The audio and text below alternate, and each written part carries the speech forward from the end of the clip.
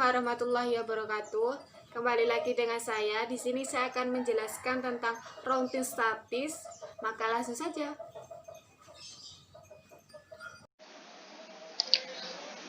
Baik, di sini saya akan menjelaskan tentang konfigurasi router.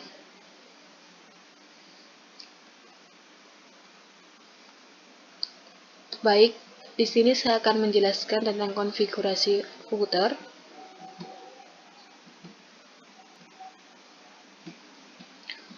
Router sendiri adalah perangkat keras yang dipakai untuk menyambungkan beberapa jaringan yang sama atau berbeda. Router juga diartikan sebagai perangkat untuk mengirimkan paket data dengan jaringan maupun internet untuk dapat menuju tujuannya. Fungsi dari router yaitu sebagai penghubung dua jaringan atau lebih yang akan meneruskan data dari satu jaringan ke jaringan yang lainnya.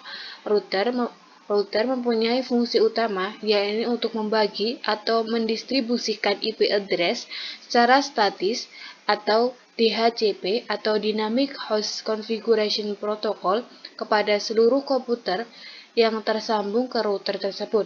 Dengan adanya IP address unik yang dibagikan ke router kepada masing-masing komputer, maka setiap komputer akan saling terhubung. Juga dapat melakukan komunikasi dengan jaringan LAN atau internet. Router biasa dipakai untuk menyambungkan banyak jaringan kecil ke jaringan yang lebih besar yang dinamakan dengan internetwork, atau membagi suatu jaringan besar ke dalam beberapa subnetwork atau peningkatan kinerja, dan juga memudahkan manajemennya. Router juga biasa dipakai untuk menghubungkan dua jaringan yang memakai media yang berbeda, seperti pada router wireless yang seringkali bisa menyambungkan komputer dengan memakai radio, juga mendukung koneksi komputer dengan kabel UTP, atau berbeda arsitektur jaringan seperti pada internet ke token ring. Router bisa dipakai untuk menyambungkan LAN ke suatu layanan telekomunikasi seperti pada telekomunikasi illicit LAN atau Digital Subscriber LAN atau DSL. Router yang dipakai untuk menyambungkan LAN ke suatu koneksi illicit LAN seperti T1 atau T3 sering dinamakan dengan akses server.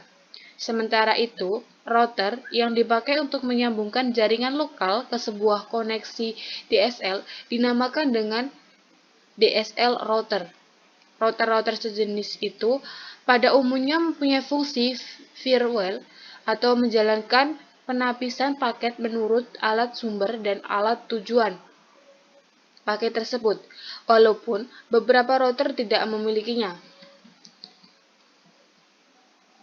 Router yang mempunyai fitur penapisan paket dinamakan dengan paket filtering router. Router umumnya melakukan pemblokiran lalu lintas data yang disebarkan secara broadcast, menjadikan dapat mencegah terdapatnya broadcast storm yang mampu memperlambat kinerja jaringan. Jenis-jenis router. Pada umumnya, router dibedakan menjadi dua, yaitu statis router atau router statis adalah suatu router yang mempunyai tabel routing statis yang diatur dengan manual oleh administrasi jaringan. Yang kedua adalah dynamic router atau router dinamis. Adalah suatu router yang mempunyai dan membuat tabel routing dinamis dengan mendengarkan lalu lintas jaringan dan juga dengan saling berkaitan dengan router lain. Cara kerja dari router. Router bekerja dengan cara melakukan routing paket atau data informasi. Dengan cara ini, router dapat mengetahui arah rute perjalanan konfirmasi tersebut yang akan dituju, apakah berada di satu jaringan yang sama atau berbeda. Apalagi informasi yang dituju mengarah ke jaringan yang berbeda, maka router secara otomatis akan meneruskan kepada jaringan tersebut. Sebaliknya, apabila paket yang dituju adalah jaringan yang sama, maka router akan menghalangi paket keluar dan meneruskan paket dengan routing di jaringan yang sama sampai terkirim ke tujuannya. Tadi sedikit penjelasan dan tata cara dan fungsi dari router.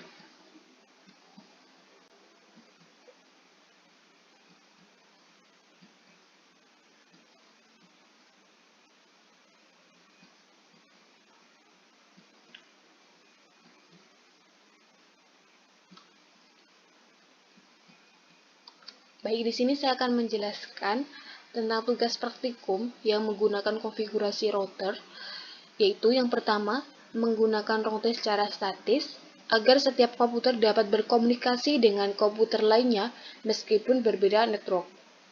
Seperti berikut untuk gambarnya. Dan untuk merangkainya, di sini saya menggunakan software Cisco. Yang pertama adalah kita buka software Cisco. Halaman utama seperti pada gambar. Pastikan kalian sudah menginstal aplikasi Cisco. Kemudian, untuk langkah kedua, buat jaringan router yang terdiri dari dua router, dua switch. Kemudian jaringan terdapat dua PC. Seperti pada gambar.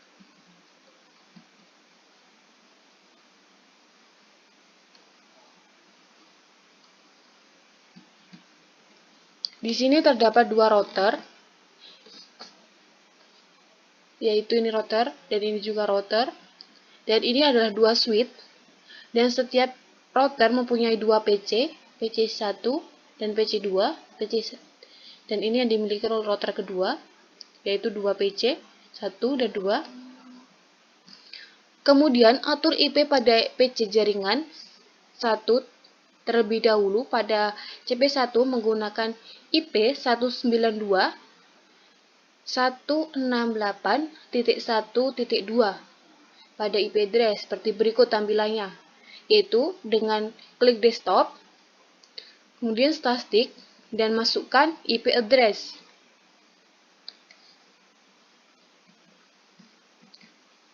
Kemudian atur IP pada PC1 PC selanjutnya, yaitu menggunakan IP 192.198.1.3. Nah, ini seperti tadi, yaitu klik desktop, kemudian statis, dan kamu masukkan IP address-nya. Dan dilakukan seperti ini untuk PC ketiga, sama seperti, yaitu bedanya hanya pada IP address, yaitu di sini menggunakan 192.168.2.2. Dan selanjutnya ini menggunakan PC 4. Sama langkah-langkahnya, yaitu hanya berbeda di IP address saja. Di sini menggunakan IP 192.168.2.3. Untuk langkah selanjutnya, kemudian setting pada router 1 pada fast internet 0, isi pada IP address menggunakan default gateway. Pada jaringan 1, yaitu masukkan IP address tadi, yaitu pada jaringan 1, 192.198.1.1. Tampilannya seperti berikut.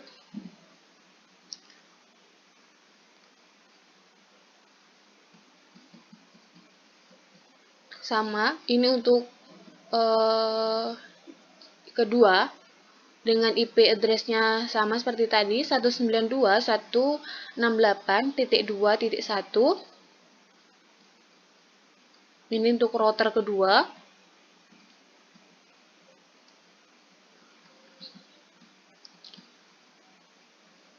Kemudian, pada router kedua, pada bagian routing statis. Nah, ini untuk routing kedua pada statis, yaitu ini statis. Klik statis, maka masukkan IP-nya 192.168.1.0. Kemudian coba kirimkan pesan dari PC network 1 dengan PC kedua, maka hasilnya seperti berikut.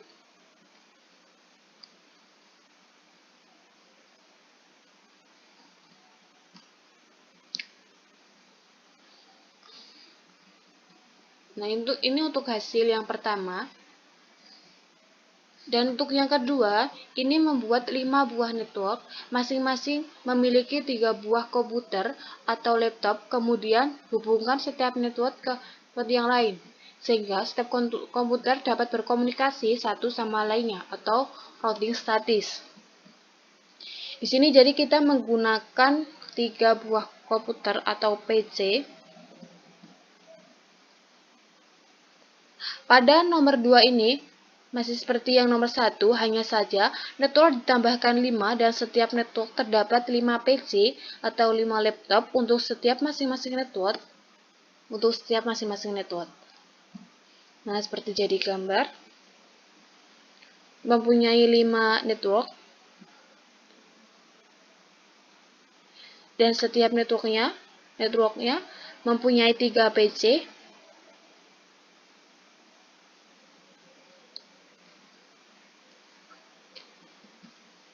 Nah, untuk sebelum mengganti IP, tentukan terlebih dahulu IP yang akan digunakan pada setiap jaringan dan tentukan IP setiap router untuk next hop agar bisa terhubung satu sama lain. Jadi ini untuk menentukan IP-nya, di mana ini IP-nya memiliki perbedaan ya, maksudnya IP-nya beda-beda.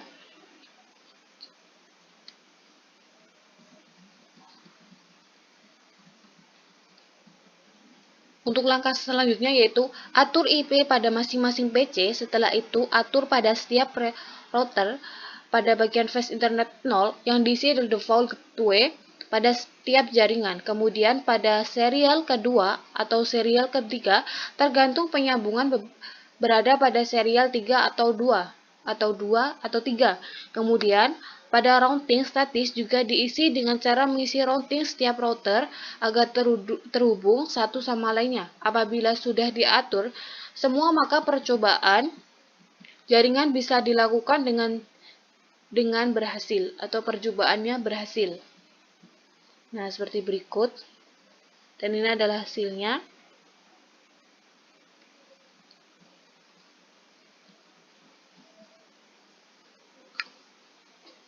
Dan untuk selanjutnya, yaitu ini adalah percobaan yang ketiga, buatlah 3 network dengan masing-masing networknya memiliki 3 buah komputer atau laptop, kemudian hubungkan setiap networknya dengan network yang lain sehingga setiap komputer dapat berkomunikasi satu sama lain atau routing dinamis. Pada nomor 3, membuat network pada masing-masing network terdiri dari 3 PC. Untuk routing menggunakan dinamis. Jadi di sini menggunakan routing dinamis dan yang tadi menggunakan routing statis.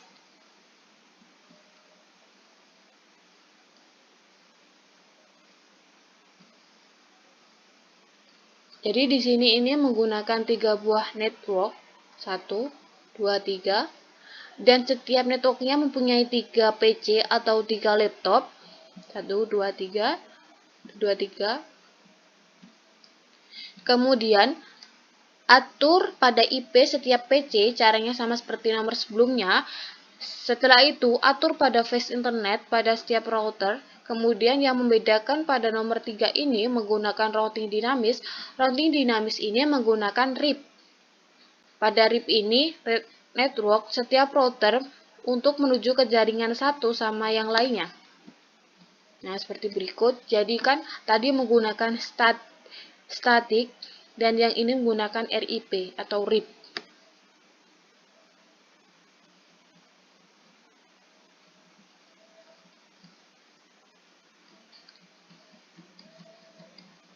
Setelah router pada setiap jaringan diisi, maka percobaan jaringan bisa dicoba. Seperti berikut. Nah, ini jadi hasilnya untuk percobaan yang ketiga menggunakan routing dinamis.